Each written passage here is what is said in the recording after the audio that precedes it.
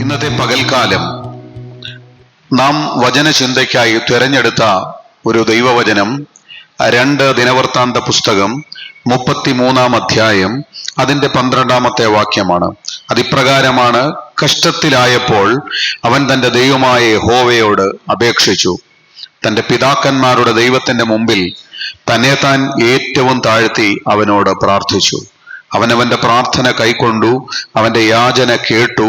അവനെ വീണ്ടും യെരൂശലേമിൽ അവന്റെ രാജത്വത്തിന് തിരിച്ചു വരുത്തി. യഹോവ തന്നെ ദൈവമെന്ന് മനശ്ശെക്ക് ബോധ്യമായി.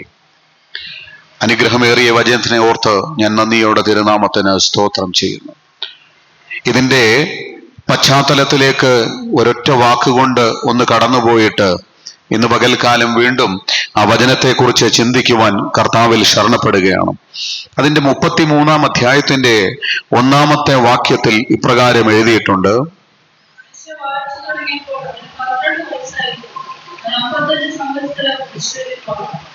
ആമേൻ. മനശ്ശെ വാഴ്ച തുടങ്ങിയപ്പോൾ അവന് 12 വയസ്സായിരുന്നു. അവൻ 55 സംവത്സരം യെരൂശലേമിൽ വാണു. നമുക്ക് വളരെ സുപരിചിതനായ ഒരു വ്യക്തിയാണ് ഇന്ന് പകൽക്കാലം നാം വേദപുസ്തകത്തിൽ ദിനവൃത്താന്ത പുസ്തകത്തിൽ നിന്ന് വായിച്ചു കേൾക്കപ്പെട്ട മനശ്ശെ എന്ന് പറയുന്ന വ്യക്തി. മനശ്ശെയെക്കുറിച്ച് ആമേൻ പല പ്രസംഗങ്ങളും ഒരുപക്ഷെ നിങ്ങൾ കേട്ടിട്ടുണ്ടാകാം. മനശ്ശെ ഒരു വലിയ ചരിത്ര പുരുഷനാണ്. ഇസ്രായേൽ രാജ്യത്തിലെ ഒരു വലിയ പേര്, 2 അർത്ഥത്തിൽ വലിയ പേരിനുടമയാണ് മനശ്ശെ. ഒന്ന്, മനശ്ശെയെക്കുറിച്ച് വായിക്കുമ്പോൾ അവിടെ എഴുതിയിട്ടുണ്ട് മനശ്ശെ വാഴ്ച തുടങ്ങിയപ്പോൾ, അല്ലെങ്കിൽ മനശ്ശെ ഇസ്രായേലിന്റെ രാജാവായി അധികാരമേറ്റപ്പോൾ അവന് 12 വയസ്സായിരുന്നു. അപ്പോൾ നമുക്കറിയാം, ഏറ്റവും ചെറിയ പ്രായത്തിൽ ഒരു രാജ്യത്തിന്റെ ഭരണ കേന്ദ്രത്തിലേക്ക് അല്ലെങ്കിൽ ഒരു രാജ്യത്തെ നിയന്ത്രിക്കുവാൻ തെരഞ്ഞെടുക്കപ്പെട്ട ഒരു വ്യക്തിയായിരുന്നു മനശ്ശെ. എന്നാൽ മനശ്ശെയെക്കുറിച്ച് ദൈവസന്നിധിയിൽ അല്ലെങ്കിൽ ദൈവവചനത്തിൽ വായിക്കുമ്പോൾ മനശ്ശെയുടെ പിതാവിനെ തൊട്ട് തുടങ്ങി വേണം അവൻ ആരായിരുന്നു എന്നും എന്തായിരുന്നുവെന്നും താൻ ചെയ്ത പ്രവർത്തികൾ എന്തായിരുന്നുവെന്നും ഒക്കെ അല്പം ചരിത്രത്തിലൂടെ പോയിട്ട് വേഗത്തിൽ നമുക്ക് ആ ദൈവിക ആലോചനയിലേക്ക് കടന്നു വരുവാനിടയായി തീരട്ടെ.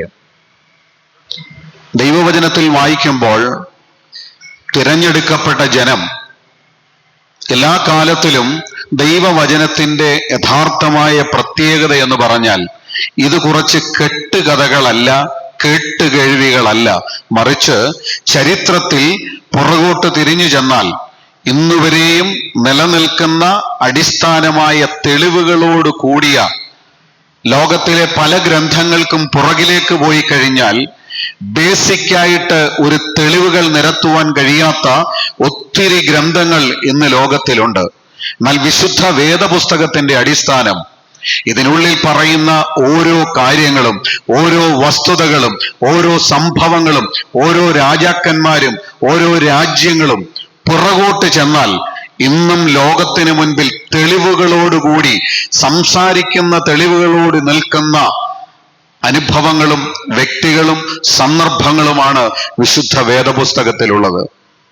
അങ്ങനെ ഈ മനശ്ശെയെക്കുറിച്ച് പഠിക്കുമ്പോൾ വാഗ്ദത്തപ്രകാരം വിളിച്ച് അടിമത്തത്തിൽ നിന്ന് വേർതിരിക്കപ്പെട്ട ജനം അവർക്ക് അവകാശമായി കൊടുത്ത ദേശത്ത് അവർ വർദ്ധിച്ചു വന്നപ്പോൾ അവരെ നടത്തിയിരുന്നത് ദൈവത്തിങ്കൽ നിന്ന് ആലോചന പ്രാപിച്ച പുരോഹിതന്മാരും പ്രവാചകന്മാരുമായിരുന്നു. അവർക്ക് ആലോചന പറഞ്ഞ് അവരെ നടത്തിക്കൊണ്ടിരുന്നത്. എന്നാൽ ഈ വാഗ്ദത്ത ജനത്തിന്റെ അപ്പുറത്ത് ലോകപ്രകാരം ജീവിക്കുന്ന ലോകത്തിന്റെ ഒരു കൂട്ടം ജനതകൾ ഉണ്ടായിരുന്നു. കാലം കുറെ അങ്ങോട്ട് പോയപ്പോൾ ദൈവവും ദൈവത്തിന്റെ പ്രവാചകന്മാരും ദൈവത്തിന്റെ അഭിഷിക്തന്മാരും പറഞ്ഞുകൊടുത്ത ആലോചനകൾ കേൾക്കുവാൻ ജനത്തിന് മനസ്സില്ലാതെ വന്നപ്പോൾ അവർ നോക്കിയപ്പോൾ അവരുടെ സമീപങ്ങളിൽ മറ്റു രാജ്യങ്ങളിൽ അവരെ ഭരിക്കുവാനും അവരെ നിയന്ത്രിക്കുവാനും ഭരണാധികാരികളും രാജാക്കന്മാരും മന്ത്രിമാരും അവർക്ക് പട്ടാളങ്ങളും സേനകളും ഒക്കെ ഉള്ളത് കണ്ടപ്പോൾ ഈ ജനം ദൈവത്തോട് പിറുപിറുക്കുവാൻ തുടങ്ങി. മറ്റുള്ള ജനങ്ങൾക്കെല്ലാം അവരെ ഭരിക്കുവാൻ രാജാക്കന്മാരും അധികാരങ്ങളുമുണ്ട്. ദൈവത്തിന്റെ ജനമെന്ന് വിശേഷിപ്പിക്കപ്പെടുന്ന ഞങ്ങൾക്ക് ഞങ്ങളെ നയിക്കുവാനോ നിയന്ത്രിക്കുവാനോ രാജാക്കന്മാരില്ല എന്ന് പറഞ്ഞ് ദൈവത്തോട് പിറുപിറുത്തപ്പോൾ തൻ്റെ അഭിഷിക്തനായ ശമൂവേൽ മുഖാന്തരം ദേശത്തിന് താൻ തെരഞ്ഞെടുക്കപ്പെട്ട ഈ ജനത്തിന് ഒരു രാജാവിനെ ദൈവം തെരഞ്ഞെടുത്തു കൊടുത്തു. ആദ്യത്തെ രാജാവ്, ഇസ്രായേലിന്റെ ആദ്യത്തെ രാജാവായിരുന്നു ശൗൽ. എന്നാൽ ശൗലിനെ കഴിഞ്ഞ ദിവസങ്ങളിലൊക്കെ ഞാൻ ഓർമ്മിപ്പിച്ചതുപോലെ വെറും ഒരു രാജാവായിട്ട് മാത്രമല്ല ദൈവം തെരഞ്ഞെടുത്തു കൊടുത്തത്. പൗരോഹിത്യത്തിന്റെ ശുശ്രൂഷയോടെ, അഭിഷേകത്തിന്റെ ശുശ്രൂഷയോടെ, പ്രവാചക ശുശ്രൂഷയോടെ. എന്താണ് പ്രവാചക ശുശ്രൂഷ എന്ന് പറഞ്ഞാൽ? വരുവാനുള്ളത് മുൻപിൽ കണ്ട് അത് വിളിച്ചു പറയുന്ന ശുശ്രൂഷയാണ് പ്രവാചക ശുശ്രൂഷ എന്ന് പറയുന്നത്. ഒരു കാര്യം സംഭവിച്ചിട്ടല്ല പറയുന്നത്, സംഭവിക്കുവാൻ പോകുന്നതിന് മുൻപേ നിനക്കെതിരെ ഇന്ന കാര്യം വരുവാൻ പോകുന്നു, നീ സൂക്ഷിച്ചുകൊള്ളുക. നിനക്കെതിരെ ഇന്ന പ്രവൃത്തി ഉണ്ടാകുവാൻ പോകുന്നു, നീ സൂക്ഷിച്ചുകൊള്ളുക. എന്തിന്? മുന്നറിയിപ്പ് കൊടുക്കുക. നേരെ ചെന്ന് അപകടത്തിൽ പെടാതിരിക്കേണ്ടുന്നതിന് ദൈവത്തിന്റെ പക്കൽ നിന്ന് മുന്നറിയിപ്പ് കൊടുക്കുന്ന ശുശ്രൂഷയുടെ പേരാണ് പ്രവാചക ശുശ്രൂഷ എന്ന് പറയുന്നത്. അങ്ങനെ രാജാവായി തിരഞ്ഞെടുത്ത ശൗലിനെ വെറും ഒരു രാജാവായിട്ടല്ല, ജനത്തിന് മുന്നറിയിപ്പ് കൊടുക്കുന്ന പ്രവാചകന്റെ ശുശ്രൂഷ കൊടുത്ത് ആമേൻ ദൈവം തെരഞ്ഞെടുത്തു. എന്നാൽ തെരഞ്ഞെടുപ്പിനെ തിരിച്ചറിയാതെ, തൻ്റെ മേൽ പകർന്ന ദൈവത്തിന്റെ പദ്ധതിയെ തിരിച്ചറിയാതെ, ദൈവം തന്നോട് സംസാരിക്കുന്നത് തിരിച്ചറിയാതെ ലോകത്തിലുള്ള രാജാക്കന്മാരെ പോലെ ശൗലുമായി തീർന്നപ്പോൾ ശൗലിന് പകരം മറ്റൊരുത്തനെ ദൈവം തെരഞ്ഞെടുക്കുവാൻ ഇടയായി തീർന്നു. അങ്ങനെ ആമേൻ അടുത്തൊരു രാജാവിനെ തെരഞ്ഞെടുത്തു, ദാവീദ്. ദാവീദ് ദൈവസന്നിധിയിൽ നിന്നു, ദൈവത്തിന് വേണ്ടി പ്രയോജനപ്പെട്ടു. ദാവീദിന്റെ കാലശേഷമാകാറായപ്പോൾ അടുത്ത ആമേൻ ഒരു രാജാവിനെ കൂടെ തെരഞ്ഞെടുത്തു, ദാവീദിന്റെ മകനായ ശലോമോൻ. ഇങ്ങനെ ദൈവം ജനത്തോട് ഒരു കാര്യം പറഞ്ഞു, ഞാൻ തിരഞ്ഞെടുക്കുന്ന രാജാക്കന്മാരുടെ പരമ്പരയിൽ നിന്ന് നിങ്ങളെ നയിക്കുവാൻ നിങ്ങൾക്ക് രാജാക്കന്മാരുണ്ടാകുമെന്ന് പറഞ്ഞതുപോലെ രാജാക്കന്മാരുണ്ടായി വന്നു. പ്രവാചകന്മാരും അഭിഷിക്തന്മാരും അവിടെ ഉണ്ടായിരുന്നു. എന്നാൽ രാജാക്കന്മാരെ കയ്യിൽ കിട്ടി, രാജാക്കന്മാർ അധികാരം നടത്തുവാൻ തുടങ്ങിയപ്പോൾ ജനം അതുവരെ ദൈവത്തിന്റെ വാക്കായി നിന്ന അഭിഷിക്തന്മാരുടെയും പ്രവാചകന്മാരുടെയും വാക്ക് കേൾക്കാതെ വന്നു. ദൈവത്തിന് ജനത്തോട് അനിഷ്ടം തോന്നിയിട്ട് ആമേൻ ഹല്ലേലൂയ, പ്രവാചകന്മാർ മുഖാന്തരം നിങ്ങൾ ദൈവത്തിന്റെ സന്നിധിയിൽ നിന്ന് മാറിപ്പോയിരിക്കുന്നു. ജനം അടുത്ത രാജ്യങ്ങളുമായി ഇടപഴകിയിട്ട് അവർ ആരാധിച്ചുകൊണ്ടിരുന്ന വിഗ്രഹങ്ങളെയും അവർ ആരാധിച്ചുകൊണ്ടിരുന്ന ആരാധനയും സത്യദൈവത്തിന്റെ ആരാധനയിലേക്ക് കൂട്ടിക്കലർത്തി അങ്ങനെ ദൈവം പറഞ്ഞ ദൈവത്തിന്റെ കൽപ്പനകളിൽ നിന്നൊക്കെ വിട്ടുമാറിപ്പോകുന്നത് കണ്ടപ്പോൾ ആ ദേശത്ത് വിളിക്കപ്പെട്ട ജനത്തിന്റെ ഇടയിൽ പലവിധമായ മാറ്റങ്ങൾ ഉണ്ടാകുവാൻ ഇടയായി തീർന്നു. അങ്ങനെ തിരഞ്ഞെടുക്കപ്പെട്ട രാജ്യം 2 രാജ്യങ്ങളായി മാറുവാൻ ഇടയായി തീർന്നു. ശൗലിനെ തെരഞ്ഞെടുത്തു, ശൗലിൽ നിന്ന് അധികാരം മാറ്റിയിട്ട് ദാവീദിനെ തെരഞ്ഞെടുത്തു. ദാവീദിനെ ആമേൻ ഹല്ലേലൂയ അധികാരത്തിൽ നിന്ന് മാറ്റി ദാവീദിന്റെ മകനെ കൊണ്ടുവന്നു. അവന്റെ മകനെ അടുത്ത അധികാരത്തിലേക്ക് കൊണ്ടുവന്നു. അങ്ങനെ ശലോമോന്റെ മകനായ രഹബയാം ഇസ്രായേലിന്റെ രാജാവായി തീർന്നപ്പോൾ അവിടെ 2 തരത്തിലുള്ള ഭരണങ്ങൾ നടക്കുവാൻ ഇടയായി തീർന്നു. ഞാൻ വേഗത്തിൽ അവൻ ആ സന്ദർഭത്തിലേക്കൊന്ന് വരട്ടെ. അങ്ങനെ രഹബയാമിന്റെ കാലവും കഴിഞ്ഞ് അവന്റെ തലമുറയായി ഇങ്ങോട്ട് വന്നിട്ട് നമുക്കറിയാവുന്ന ഏറ്റവും വലിയ ഒരു കഥാപാത്രത്തിലേക്കാണ് ഇന്ന് പകൽക്കാലം ഞാൻ നിങ്ങളുടെ ചിന്തയെ കൊണ്ടുവന്നത്. ഹിസ്കിയാവിനെ കുറിച്ച് നിങ്ങൾക്കറിയാം. ഹിസ്കിയാവ് ഇസ്രായേലിന്റെ യഹൂദയിലെ ഏറ്റവും പ്രബലനായ രാജാവായിരുന്നു. എന്നാൽ ദൈവസന്നിധിയിൽ അവൻ ദൈവത്തോട് പ്രാർത്ഥിച്ചു. ആമേൻ അവർക്കെതിരായി വന്ന യുദ്ധങ്ങളെ ദൈവസന്നിധിയിൽ പ്രാർത്ഥിച്ച് ആമേൻ ശത്രു രാജ്യങ്ങളിൽ നിന്നുള്ള യുദ്ധങ്ങളിൽ നിന്ന് പോലും അവർക്ക് വിടുതൽ പ്രാപിച്ച് ദൈവസന്നിധിയിൽ ജയം നേടി ജനത്തിന് കൊടുത്തു. എന്നാൽ ദൈവസന്നിധിയിൽ ദൈവം ആഗ്രഹിച്ച രീതിയിൽ ജനം ആയിത്തീരാതെ ദൈവിക പദ്ധതിയിൽ നിന്നൊക്കെ പുറകെ പോയി അങ്ങനെ ഹിസ്കിയാവും നിദ്ര പ്രാപിച്ചപ്പോൾ, അല്ലെങ്കിൽ ഹിസ്കിയാവും ദൈവസന്നിധിയിൽ ചേർക്കപ്പെട്ട് കഴിഞ്ഞപ്പോൾ, ഹിസ്കിയാവിന്റെ മകനായ മനശ്ശെ ഇസ്രയേലിന്റെ അല്ലെങ്കിൽ യഹൂദയുടെ രാജാവായി മാറി. അവിടെ മുതലാണ് ഇന്ന് പകൽക്കാലം നാം ചിന്തയ്ക്കായി വായിച്ച വാക്യം. ചരിത്രമാണ് ഞാൻ പ്രസംഗിക്കുന്നത് ഇന്ന് പകൽക്കാലം. ചരിത്രത്തിന്റെ ഉള്ളിൽ നിന്നുകൊണ്ട് ദൈവത്തിന്റെ ആത്മാവ് നമ്മോട് ചില കാര്യങ്ങൾ ഇന്ന് പകൽക്കാലം ഇടപെടാൻ പോവുകയാണ്. ഹല്ലേലൂയ. നിങ്ങൾ പ്രാർത്ഥനയോടെ ദൈവസന്നിധിയിലായിരിക്കുന്നു എങ്കിൽ ഇന്നത്തെ പകൽക്കാലം ദൈവാത്മാവ് വളരെ ഹൃദ്യമായി നമുക്ക് മനസ്സിലാകുന്ന ഭാഷയിൽ നമ്മോട് ദൈവവചനത്തിൽ നിന്ന് ഇടപെടും. അങ്ങനെ ഹിസ്കിയ രാജാവ് മരിച്ചു കഴിഞ്ഞപ്പോൾ മനശ്ശെ അവന് പകരം രാജാവായി തീർന്നു. ഈ ഹിസ്കിയാവിനെ കുറിച്ച് ഒരു വാക്കും കൂടെ ചേർത്ത് പറഞ്ഞാൽ, ഹിസ്കിയാവിന്റെ ജീവിതത്തിൽ ദൈവത്തിന് ഹിതമല്ലാത്തതും ദൈവം ആഗ്രഹിക്കാത്തതുമായ ആരാധന ദൈവം തിരഞ്ഞെടുത്ത ഇടത്ത് കണ്ടപ്പോൾ ഒരു പ്രവാചകനെ അവിടേക്ക് അയച്ചു. നമുക്കറിയാം ഏതു പ്രവാചകനെയാണ്? യെശയ്യാ പ്രവാചകനെ ഹിസ്കിയാവിന്റെ അടുത്തേക്ക് അയച്ചു. എന്നിട്ട് പറഞ്ഞു, നിന്റെ ഗ്രഹകാര്യം നീ ക്രമപ്പെടുത്തിക്കൊള്ളുക, നീ മരിച്ചു പോകും. നമുക്കാർക്കും കേൾക്കുവാൻ ആഗ്രഹമില്ലാത്തൊരു കാര്യമാണ്. ഒരാള് നേരിട്ട് വന്നിട്ട്, അതാണ് ഞാൻ പറഞ്ഞത്, പ്രവചന ശുശ്രൂഷ എന്ന് പറഞ്ഞാൽ കഴിഞ്ഞുപോയൊരു കാര്യത്തെക്കുറിച്ച് പറയുന്നതല്ല, വരുവാനുള്ള കാര്യം മുഖത്ത് നോക്കി നേരെ ചെന്നിട്ട് അവൻ പറയുക, ഇന്നതുപോലെ ജീവിച്ചില്ല എങ്കിൽ നിനക്കടുത്തത് ഭവിക്കുവാൻ പോകുന്നത് ഇന്നതാണ്. ഇതാണ് ദൈവത്തെങ്കിൽ നിന്നുള്ള പ്രവചന ശുശ്രൂഷ. അങ്ങനെ ഹിസ്കിയാവിന്റെ അടുത്ത് ചെന്നിട്ട് യെശയ്യാ പ്രവാചകൻ പറഞ്ഞു, നിന്റെ ഗ്രഹകാര്യമെല്ലാം നീ ക്രമപ്പെടുത്തിക്കോ എന്ന് പറഞ്ഞാൽ, നീ ഇപ്പോൾ രാജാവാണ്, നിനക്ക് പകരം ആരെയാണ് രാജാവാക്കേണ്ടത്, അവൻ എങ്ങനെയാണ് ഭരിക്കേണ്ടുന്നത്, എന്തൊക്കെയാണ് ഇനി ചെയ്യാൻ പോകുന്നത്, ഇതെല്ലാം നീ ക്രമപ്പെടുത്തിക്കോ, നീ മരിച്ചു പോകും. നല്ല ശബ്ദം, പ്രവാചകന്റെ ശബ്ദം കേട്ടപ്പോൾ ഇത് ദൈവത്തിങ്കൽ നിന്നുള്ള ആലോചനയാണെന്ന് മനസ്സിലാക്കിയപ്പോൾ ഹിസ്കിയാവ് ചുവരിന് നേരെ തിരിഞ്ഞിട്ട് ഹല്ലേലൂയ, ദൈവത്തോടൊരു പ്രാർത്ഥന, ഞാൻ നിന്റെ മുമ്പിൽ നടന്നത് ഓർക്കണമേ എന്നൊരു പ്രാർത്ഥന പ്രാർത്ഥിച്ചപ്പോൾ പ്രവചന ശബ്ദം ഹിസ്കിയാവിനോട്, നീ മരിച്ചു പോകും, വേഗത്തിലെല്ലാം ക്രമപ്പെടുത്തിക്കൊള്ളാൻ പറഞ്ഞ പ്രവാചകൻ കൊട്ടാരം വിട്ട് നടുമുറ്റത്തേക്ക് പോകുന്നതിന് മുൻപ് ദൈവത്തിന്റെ ആത്മാവ് അവനോട് ഇടപെട്ടിട്ട് പറഞ്ഞു, 15 വർഷം കൂടെ അവന്റെ ആയുസ്സിനോട് ഞാൻ കൂട്ടിക്കൊടുക്കുവാൻ പോവുകയാണ് എന്ന് പറഞ്ഞുകൊള്ളാൻ പറഞ്ഞിട്ട് അങ്ങനെ അവൻ ദൈവസന്നിധിയിലേക്ക് ഹിസ്കിയാവ് മടങ്ങി വന്ന് പ്രാർത്ഥിക്കുവാൻ ഇടയായി തീർന്നു. അപ്പോൾ ഹിസ്കിയാവിന്റെ മരിച്ചു പോകുമെന്ന് പറഞ്ഞ് ജീവിതം ക്രമപ്പെടുത്താൻ പറഞ്ഞ് ഹിസ്കിയാവ് കരഞ്ഞ് ദൈവത്തോട് പ്രാർത്ഥിച്ചപ്പോഴാണ് അവന്റെ ജീവിതത്തിൽ 15 സംവത്സരം കൂട്ടിക്കൊടുത്തത്. അങ്ങനെ 15 സംവത്സരം കൂട്ടിക്കൊടുത്തതിന് ശേഷം ഉണ്ടായ തലമുറയാണ് ഈ മനശ്ശെ.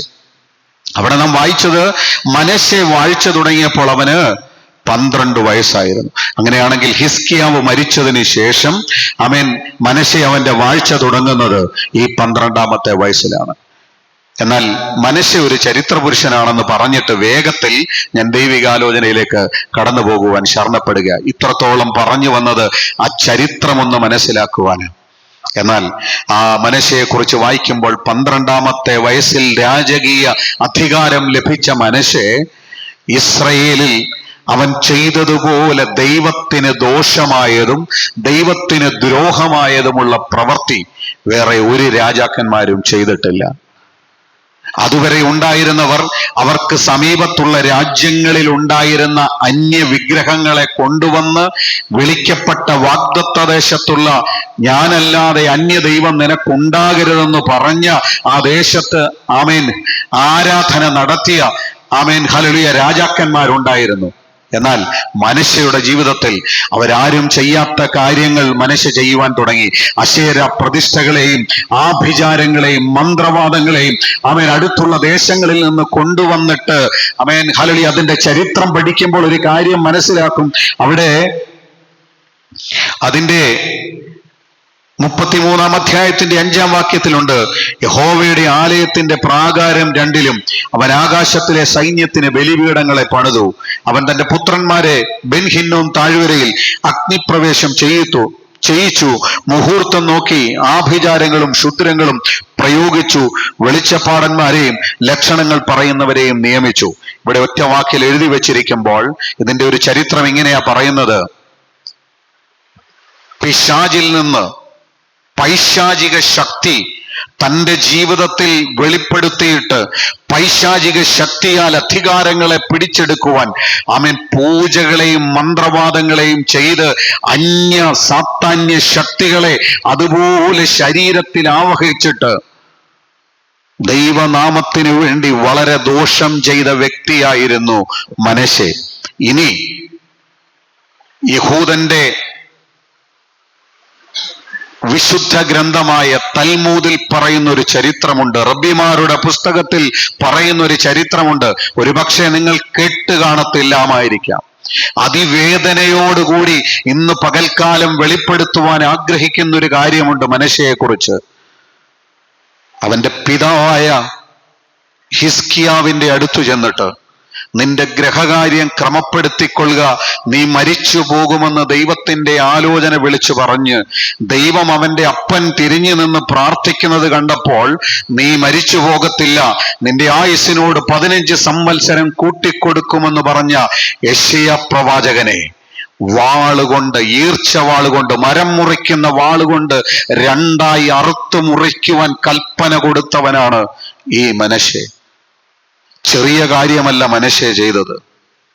ഇന്ന് പകൽക്കാലം എന്തിനാണ് ചരിത്രത്തിന്റെ പശ്ചാത്തലത്തിലൂടെ ചില കാര്യങ്ങളിലേക്ക് ഇന്ന് പകൽക്കാലം ഞാൻ കടന്നു പോകുന്നതെന്ന് ഹല്ലേലൂയ ശാന്തമായി ദൈവസന്നിധിയിൽ എൻ്റെ വചനങ്ങളെ ദൈവം എനിക്ക് തരുന്ന ആലോചനകളെ നിങ്ങൾ ശ്രദ്ധിക്കുന്നുവെങ്കിൽ നിങ്ങൾക്ക് മനസ്സിലാക്കുവാൻ കഴിയും.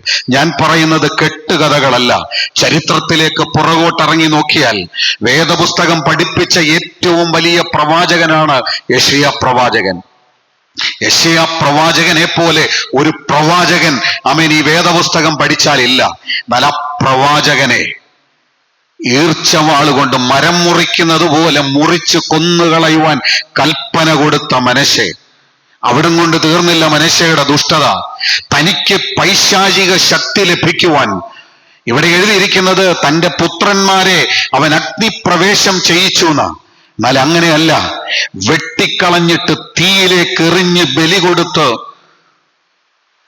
പൈശാചികമായ ശക്തികളെ അവനിലേക്ക് ആവഹിച്ച് അവൻ ശക്തി പ്രാപിക്കുവാൻ ദൈവത്തിന് ഹിതമല്ലാത്ത പ്രവർത്തികൾ ചെയ്ത മനശ്ശെയെ പോലെ ഒരു വ്യക്തിയെ ലോകത്തിൽ കാണുവാൻ കഴിയത്തില്ല.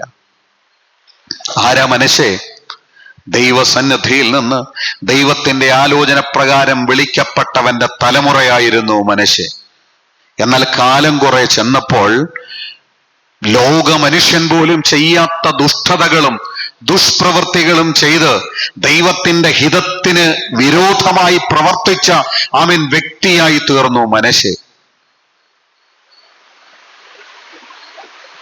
ഇന്ന് പകൽക്കാലം മറന്നു പോകരുത് കേട്ടോ. എന്ത് മനശ്ശെ നമ്മളോട് 2 കാര്യങ്ങൾ വിളിച്ചു പറയുന്നുണ്ട്. ശാന്തമായി ദൈവസന്നിധിയിൽ നിന്ന് ചിന്തിക്കുമ്പോൾ ഈ കാര്യങ്ങളൊക്കെ നമുക്ക് മനസ്സിലാക്കുവാൻ കഴിയും. ഒന്ന്, ദൈവം തിരഞ്ഞെടുക്കപ്പെട്ടവന്റെ സന്തതിയായിരുന്നു മനശ്ശെ.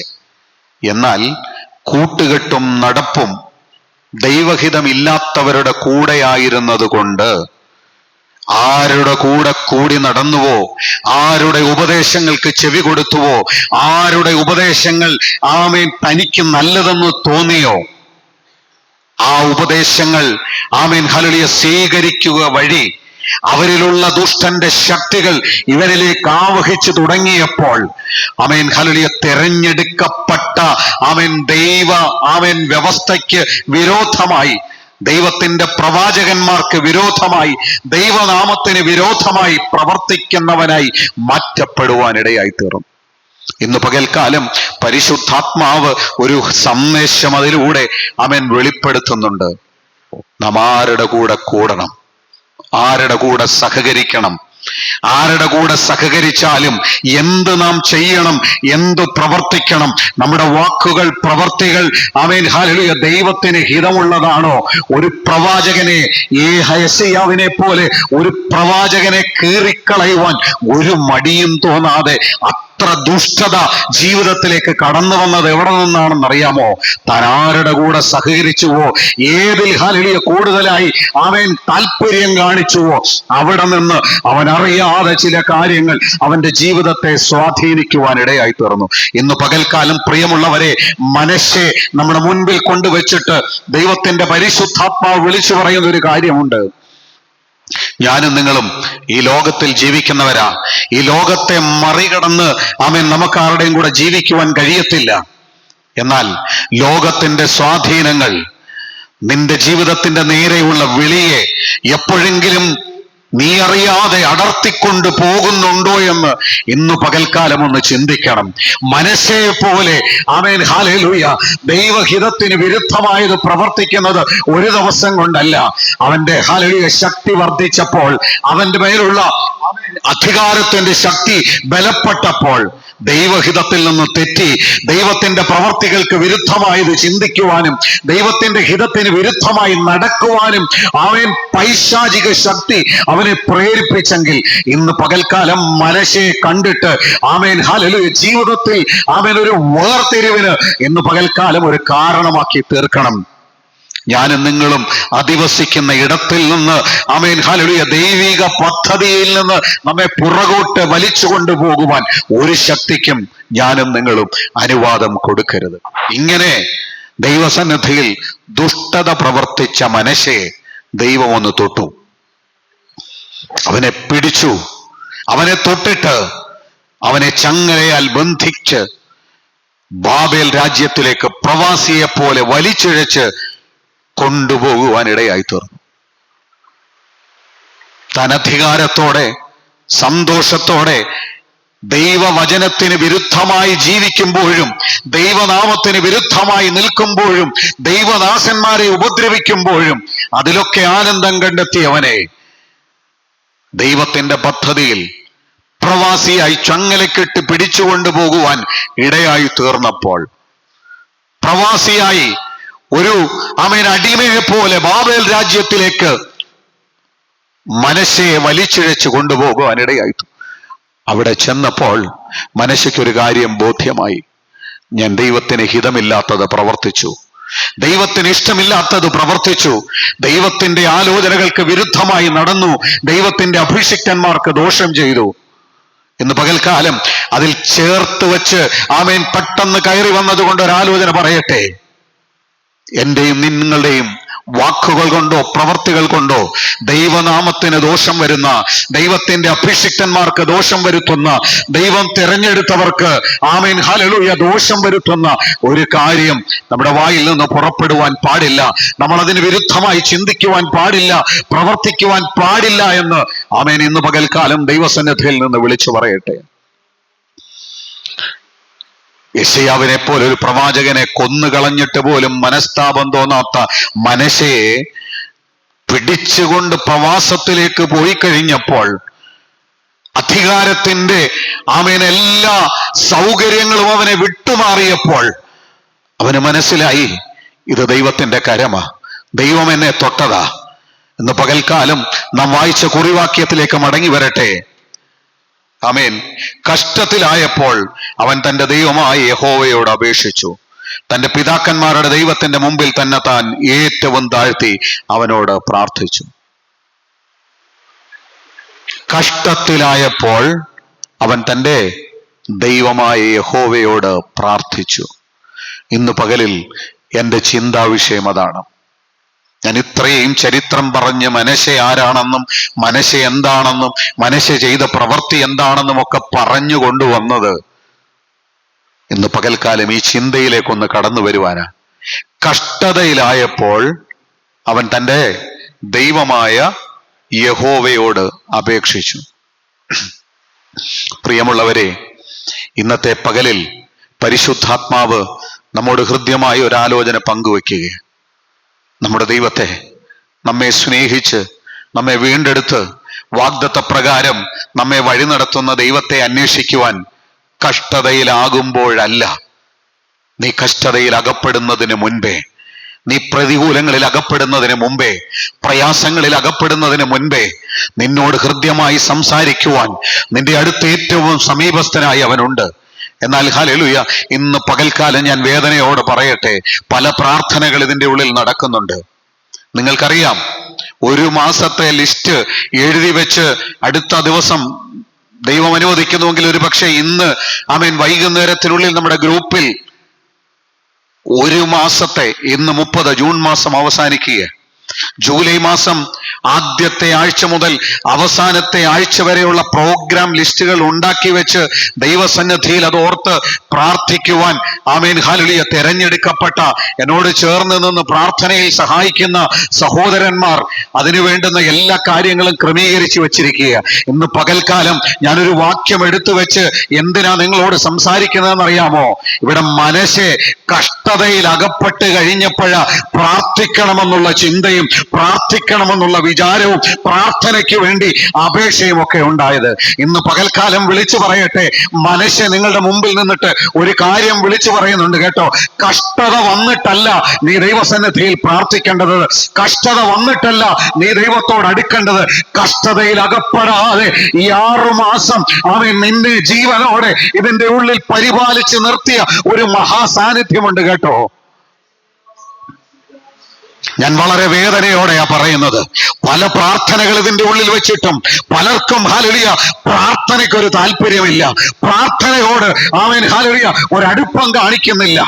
എന്നാൽ ഹല്ലേലൂയ ദൈവത്തിന്റെ വചനം വെച്ചിട്ട് ഞാൻ പറയുക, ദൈവാത്മാവെന്നോട് ശക്തമായി ഇടപെട്ടത് കൊണ്ട് പറയുക, ഒരു കഷ്ടതയുടെ ഹല്ലേലൂയ ഒരു മുഴക്കം പുറകിലുണ്ട് കേട്ടോ. ആരെയും ഭയപ്പെടുത്തുവാനല്ല, ഹല്ലേലൂയ ദൈവസന്നിധിയിൽ നിന്നുകൊണ്ട് ദൈവം തരുന്ന ആലോചനകളെ പ്രാപിച്ച് പ്രാർത്ഥനയോടെ നിങ്ങൾക്ക് വേണ്ടി ഇടിവിൽ നിന്ന് പ്രാർത്ഥിക്കുമ്പോൾ പലർക്കും ഹല്ലേലൂയ ഇതിനൊരു പ്രാധാന്യം കൊടുക്കുവാൻ കഴിയാതെ, എല്ലാവർക്കും പറയുവാൻ പല കാരണങ്ങളുണ്ട്. സാഹചര്യങ്ങളെ പഴി പറയുക. മനസ്സ് നിങ്ങളുടെ മുമ്പിൽ നിൽപ്പുണ്ട് കേട്ടോ, മനസ്സ് മുമ്പിലുണ്ട്. അവന്റെ കഷ്ടത വന്നപ്പോഴാണ് അവൻ ദൈവത്തെ അന്വേഷിക്കുവാൻ ഇടയായി തീർന്നത്. എന്നാൽ ഞാൻ പ്രസംഗിക്കുന്ന കർത്താവുണ്ടല്ലോ, ഞാൻ പ്രസംഗിക്കുന്ന ദൈവമുണ്ടല്ലോ, എന്നോട് തന്റെ ദൈവിക ആലോചനകൾ വെളിപ്പെടുത്തുന്ന ദൈവമുണ്ടല്ലോ, അവന്റെ മഹാകരുണ ഇന്ന് വരെ തീർന്നു പോയിട്ടില്ല. തന്റെ ദാസനായ തനിക്ക് വേണ്ടി ശക്തമായി നിന്ന ഹല്ലേലൂയ യെശയ്യാവിനെ വാളുകൊണ്ട് അറുത്തു മുറിച്ചു കൊല്ലുവാൻ കൽപ്പന കൊടുത്തവൻ കഷ്ടതയിൽ ദൈവത്തോട് നിലവിളിച്ചപ്പോൾ, നീ എന്റെ ദാസനെ ഉപദ്രവിച്ചവനല്ലേ എന്ന് പറഞ്ഞവനെ തള്ളിക്കളഞ്ഞവനല്ല ഞാൻ ആരാധിക്കുന്ന ദൈവം. ആ മഹാകരുണയുള്ളവനാ, ദീർഘക്ഷമയുള്ളവനാ, തന്റെ സകല സൃഷ്ടികളോടും മനസ്സലിവുള്ളവനാ. എന്നാൽ ദൈവത്തിന്റെ മനസ്സലിവിനെ നാം അനുകൂല സാഹചര്യങ്ങളാക്കി മാറ്റരുത്. ദൈവസന്നിധിയിൽ നിന്ന് പിന്മാറി പോകുവാനുള്ള അവസരങ്ങളാക്കി അതിനെ മാറ്റരുതെന്ന് ഇന്ന് പകൽക്കാലം പരിശുദ്ധാത്മാവിന്റെ ആലോചന വിളിച്ചു പറയുകയാണ്. മനസ്സെ ഒരു സാധാരണ വ്യക്തിയായിരുന്നില്ല, ദൈവത്താൽ തിരഞ്ഞെടുക്കപ്പെട്ടവന്റെ സന്തതിയായിരുന്നു മനശ്ശെ. ദൈവത്തിന്റെ പ്രമാണങ്ങൾ അറിയാവുന്നവനായിരുന്നു മനശ്ശെ, ദൈവത്തിന്റെ കൽപ്പനകൾ അറിയാവുന്നവനായിരുന്നു മനശ്ശെ. കഷ്ടത വരുമ്പോഴുണ്ടല്ലോ, മനശ്ശയുടെ കൂടെ പ്രാർത്ഥിപ്പാൻ ഒരുത്തരുമില്ലായിരുന്നു. വളരെ വ്യക്തമാ വചനം, താൻ തന്നെ താഴ്ത്തി. ഒരു മനുഷ്യൻ കൂടെ ഇല്ല മനശ്ശയ്ക്ക് വേണ്ടി പ്രാർത്ഥിപ്പാൻ. അവൻ തന്നെ ദൈവസന്നിധിയിൽ എങ്ങനെ താഴ്ത്തി? ഏറ്റവും അധികം താഴ്ത്തി ദൈവത്തോട് നിലവിളിക്കുവാൻ ഇടയായി തീർന്നു. ഇന്ന് പകൽക്കാലം പ്രിയമുള്ളവരെ, ഇവിടെ കടന്നു വന്നവരുണ്ട്, ഇവിടെ കടന്നു വരാത്തവരുണ്ട്. കടന്നു വരാത്തവരോട് ഹല്ലേലൂയ ദൈവത്തിന്റെ ആത്മാവിനെ സംസാരിക്കുവാൻ നമുക്ക് ദൈവം മുഖാന്തരങ്ങളെ ഒരുക്കി തന്നിട്ടുണ്ട്. ഇന്ന് പകൽക്കാലം എല്ലാവരും കേൾക്കട്ടെ. ഇന്ന് പ്രാർത്ഥിക്കുവാൻ, നിങ്ങളുടെ കൂടെ ഇരുന്ന് പ്രാർത്ഥിക്കുവാൻ നമ്മളെല്ലാവരും ഉണ്ട്. എന്നാൽ ദൈവസന്നിധിയിൽ നിന്ന് പ്രാർത്ഥനകൾക്കും ആരാധനയ്ക്കും ദൈവിക പദ്ധതികൾക്കും ഒക്കെ വില കൊടുക്കാതെ പിന്മാറി പോയാൽ നാം അറിയാതെ ഈ മനശ്ശെ മറ്റുള്ളവരോട് ഇടകലർന്നു പോയപ്പോഴാണ് ദൈവിക പദ്ധതിയിൽ നിന്ന് അവൻ പിന്മാറി പോകുവാൻ ഇടയായി തീർന്നത്. പലപ്പോഴും പല ദൈവദാസന്മാർ പ്രസംഗിച്ച് ഞാൻ കേട്ടിട്ടുണ്ട്, ദൈവസന്നിധിയിൽ ചിലതൊക്കെ ചോദിച്ചു വാങ്ങിക്കുമ്പോൾ വളരെ സൂക്ഷിച്ച് ചോദിച്ചു വാങ്ങിക്കണമെന്ന്. അവർ അതിന് ഉദാഹരണം പറഞ്ഞത്, ഹിസ്കിയാവ് ദൈവത്തോട് കരഞ്ഞു. ഹിസ്കിയാവിന്റെ ജീവിതത്തിൽ 15 സംവത്സരം ദൈവം നീട്ടിക്കൊടുത്തു. ആ 15 വത്സരം നീട്ടിക്കൊടുത്തത് കൊണ്ടാണ് മനശ്ശയെ പോലെ ഒരു മകൻ ഉണ്ടാകുവാൻ ഇടയായി തീർന്നത്. ഈ മനശ്ശെ ഉണ്ടായത് കൊണ്ടാണ് അതുവരെ ഇസ്രായേലിൽ പ്രവർത്തിക്കാത്ത ദുഷ്ടത മുഴുവൻ പ്രവർത്തിക്കുവാൻ യെശയ്യാ പ്രവാചകൻ ഒരു പക്ഷേ ആയുസോടെ ഇരുന്ന് ദൈവത്തിന് വേണ്ടി വലിയ പ്രവർത്തികൾ ചെയ്യുമായിരുന്നിരിക്കാം. എന്നാൽ യെശയ്യാവിനെ പോലും കൊന്നൊടുക്കുവാൻ കാരണമായി തീർന്നത് ഈ മനശ്ശെയാണെന്ന് തൽമൂദിൽ അവൻ എഴുതി രേഖപ്പെടുത്തി വെച്ചിരിക്കുന്നു. ഇന്ന് പകൽക്കാലം വിളിച്ചു പറയട്ടെ, ഇങ്ങനെയൊക്കെ പറയുമ്പോഴും ഇത്രയധികം ദുഷ്ടത ചെയ്തിട്ടും ഇത്രയധികം ദ്രോഹം ചെയ്തിട്ടും അവന്റെ പ്രാർത്ഥനയ്ക്ക് മുമ്പിൽ ദൈവം ക്ഷമിച്ചു. ദൈവം അവനോട് മനസ്സലിഞ്ഞു. ഇന്ന് പകൽക്കാലം പരിശുദ്ധാത്മാവ് എന്നോടും നിങ്ങളോടും വളരെ ഹൃദ്യമായി ഒരു ആലോചന പങ്കുവെക്കുകയാണ്. നമുക്ക് അവനെ വിളിക്കുവാൻ, അവന് വേണ്ടി പ്രയത്നിക്കുവാൻ, അവന് വേണ്ടി ഹല്ലേലൂയ പ്രയോജനപ്പെടുവാൻ നമ്മുടെ സമീപത്ത് സാഹചര്യങ്ങൾ ഏറ്റവും അനുകൂലമായിരിക്കുമ്പോൾ മനശ്ശയെ പോലെ കഷ്ടതയിൽ പോയിട്ടല്ല, ആമേൻ ബുദ്ധിമുട്ടിൽ പോയിട്ടല്ല, അടിമത്തത്തിൽ പോയിട്ടല്ല, സ്നേഹത്തോടെ, ആമേൻ സ്വാതന്ത്ര്യത്തോടെ, ആമേൻ ശക്തിയോടെ ദൈവത്തെ ആരാധിക്കുവാൻ ലഭിക്കുന്ന അവസരങ്ങൾ വൃഥാവാക്കി കളയരുത്. മനശ്ശെ എന്ന് പറയുന്ന പദത്തിന് ഒരർത്ഥമുണ്ട്. നാം ഡിക്ഷണറിയിൽ പരിശോധിക്കുമ്പോൾ മനസ്സിലാക്കുവാൻ കഴിയും. ആ വാക്കിന്റെ അർത്ഥം മറവി ഉണ്ടാക്കുന്നവൻ എന്ന് പറഞ്ഞാൽ മറവി ഉള്ളവനെന്നല്ല അർത്ഥം, മറവി പർപ്പസ്ഫുള്ളി ഉണ്ടാക്കുന്നവൻ, പല കാര്യങ്ങളും മനഃപൂർവം മറന്നു കളയുന്നവൻ എന്നാണ് ആ പദത്തിന്റെ അർത്ഥം. അങ്ങനെയാണെങ്കിൽ മനുഷ്യയുടെ ജീവിതം പറയുന്നൊരു കാര്യമുണ്ട്. ദൈവനാമത്തിന് വിരോധമായി നിന്നപ്പോൾ ഇത് ദൈവം തെരഞ്ഞെടുത്ത വ്യക്തികളാണെന്ന് അവൻ അറിയാമായിരുന്നു. എന്നിട്ടും അവന്റെ പേര് പോലെ മനഃപൂർവം പലതും മറന്നു കളഞ്ഞു. ദൈവത്തിന്റെ പ്രാകാരം ദൈവത്തിന്റെ വിശുദ്ധന്മാർ നിന്ന് ശുശ്രൂഷിച്ച ഇടമായിരുന്നുവെന്ന് മനശ്ശെയ്ക്ക് അറിയാമായിരുന്നു. എന്നാൽ അന്യ ദൈവങ്ങളെ കൊണ്ടുവന്ന് ആമേൻ ഹല്ലേലൂയ അവിടേക്ക് പ്രതിഷ്ഠിക്കുമ്പോൾ മനഃപൂർവം മറവി ഉണ്ടാക്കിയവൻ. കഷ്ടത വന്നപ്പോൾ തന്നെ താൻ താഴ്ത്തി തന്റെ പിതാക്കന്മാരുടെ ദൈവത്തെ മനശ്ശെ അന്വേഷിച്ചു. അതുവരെയും കഠിനമായ ക്രൂരതകളും തന്റെ ദാസന്മാരോട് ചെയ്ത പ്രവർത്തികളും എല്ലാം മറന്നിട്ട് ഇവൻ തന്നെ താൻ ഒന്ന് താഴ്ത്തി തന്റെ പിതാക്കന്മാരുടെ ദൈവത്തെ തിരിച്ചറിഞ്ഞ് ആ ദൈവത്തിന്റെ സന്നിധിയിൽ താഴ്ത്തി പ്രാർത്ഥിക്കുവാൻ തുടങ്ങിയപ്പോൾ ദൈവം അവന്റെ പ്രാർത്ഥന കേട്ട് അവന് ആമേൻ ഹല്ലേലൂയ മറുപടി കൊടുത്തു. എങ്ങനെ? ആ 12ാമത്തെ വാക്യത്തിൽ അവന്റെ പ്രാർത്ഥന കൈക്കൊണ്ട് അവന്റെ യാചന കേട്ട് അവനെ വീണ്ടും യെരൂശലേമിൽ അവന്റെ രാജത്വത്തിന് വിളിച്ചു വരുത്തി യഹോവ തന്നെ ദൈവമെന്ന് മനശ്ശെയ്ക്ക് ബോധ്യമായി. മനശ്ശെ ദൈവസന്നിധിയിൽ തന്നെത്താൻ താഴ്ത്തിയപ്പോൾ ഏത് അധികാരത്തിൽ നിന്ന്, അവനുണ്ടായിരുന്ന ചില അധികാരത്തിൽ നിന്ന്, അവനെ അടിമയെപ്പോലെ പിടിച്ചുകൊണ്ടുപോയ ബാബേൽ രാജ്യത്തിൽ നിന്ന് അവനെ തിരികെ വരുത്തിയിട്ട് അവന്റെ രാജ്യത്വവും അവന്റെ അധികാരവും മനശ്ശെയ്ക്ക് കൊടുത്തു കഴിഞ്ഞപ്പോൾ മനശ്ശെയ്ക്ക് ബോധ്യമായി യഹോവ തന്നെയാണ് യഥാർത്ഥ ദൈവം, യഹോവ തന്നെയാണ് ദൈവമെന്ന് മനശ്ശെയ്ക്ക് ബോധ്യമായി കഴിഞ്ഞപ്പോൾ അന്യ ദൈവങ്ങളുടെ ആരാധനയെ ആമേൻ ദൈവത്തിന്റെ ആലയത്തിൽ നിന്ന് പുറത്ത് എറിഞ്ഞു കളഞ്ഞു എന്ന് ഒരു പദപ്രയോഗം ആമേൻ ഹല്ലേലൂയ അവിടെ എഴുതി വെച്ചിട്ടുണ്ട്. അതുമാത്രമല്ല, ഒരു യെശയ്യാവിനെ കൊന്നുകളഞ്ഞവൻ അടുത്ത ചെയ്ത പ്രവൃത്തി എന്താണെന്നറിയാമോ? ദൈവത്തിന്റെ ദാസന്മാരെ തെരഞ്ഞു പിടിച്ചു കൊണ്ടുവന്നിട്ട് യഹോവയുടെ ആലയത്തിൽ പാർപ്പിക്കുവാൻ ഇടയായി തീർന്നു. ഇന്ന് പകൽക്കാലം വിളിച്ചു പറയട്ടെ സ്നേഹത്തോടെ, മനശ്ശെ 2 കാര്യങ്ങൾ നമ്മുടെ മുൻപിൽ നിന്ന് സംസാരിക്കുന്നുണ്ട്. ഒന്ന്, ദൈവത്തിന്റെ ഹിതവും ദൈവത്തിന്റെ ഇഷ്ടവും തിരിച്ചറിയാതെ ആമേൻ ലോകത്തോട് ഇടകലർന്ന് ലോകത്തോട് ചേർന്ന് പോയിട്ടുണ്ടെങ്കിൽ മഹാകഷ്ടതയിൽ അവൻ നിന്നെ കൊണ്ടുവന്ന് ഇട്ടുകളയുവാൻ ഇടയായിത്തീരും. എന്നാൽ ഹല്ലേലൂയ ആ ഇട്ടുകളയുന്നിടത്ത് ദൈവത്തിന്റെ കരമാണെന്ന് നീ തിരിച്ചറിഞ്ഞു കഴിഞ്ഞാൽ അവിടെയാണ് ദൈവത്തിന്റെ പദ്ധതി. മനശ്ശെയ്ക്ക് ഒരു ഗ്രേസ് ഉണ്ടായി.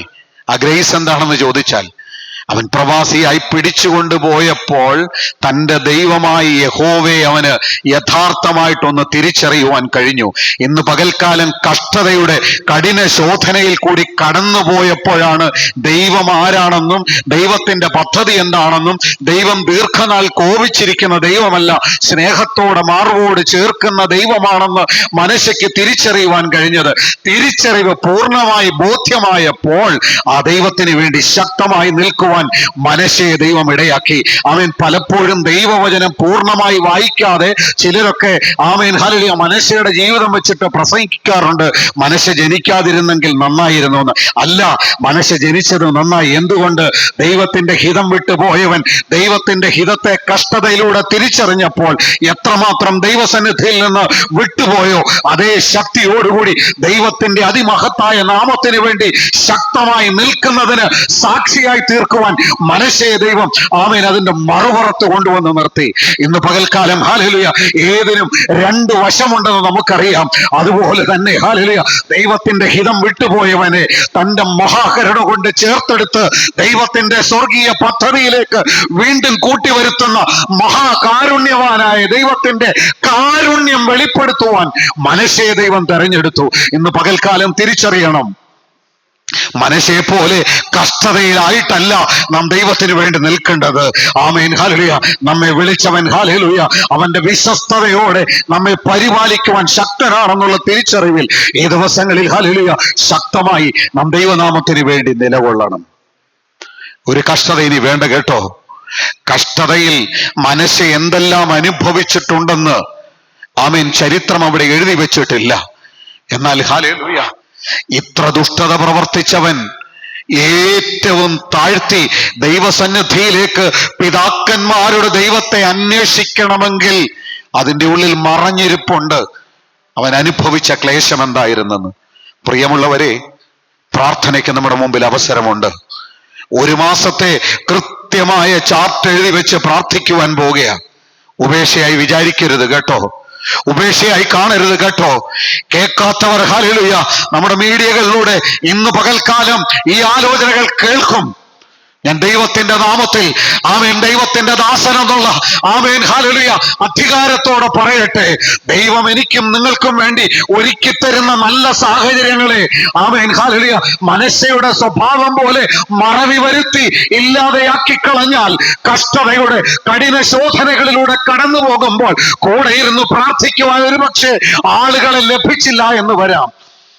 ഹല്ലേലൂയ. തന്നെ താൻ താഴ്ത്തി ഏറ്റവും ക്ലേശത്തിലൂടെ കടന്നു പോകുമ്പോൾ ദൈവത്തിന്റെ കരുണയെ തിരിച്ചറിയുവാൻ ആമേൻ വഴികളാരായും വേണ്ട കേട്ടോ. സഹിക്കുവാൻ കഴിയാത്ത പരീക്ഷകൾ നമുക്ക് വേണ്ട. Amen hallelujah. വേണ്ടാത്ത ക്ലേശങ്ങൾ നമുക്ക് വേണ്ട. ദൈവസന്നിധിയിൽ ദൈവത്തിന്റെ പരിശുദ്ധ നാമത്തിന് വേണ്ടി നിലകൊണ്ട് നിങ്ങൾക്ക് വേണ്ടി പ്രാർത്ഥിക്കുവാൻ, നിങ്ങൾക്ക് വേണ്ടി ഇടിവിൽ നിൽക്കുവാൻ ദൈവമായ കർത്താവിനെ തിരഞ്ഞെടുത്തിട്ടുണ്ട്. നമുക്കൊരുമിച്ച് ചേർന്ന് പ്രവർത്തിക്കാം. നമുക്കൊരുമിച്ച് ഒരു മനസ്സോടെ മുൻപോട്ട് പോകാം.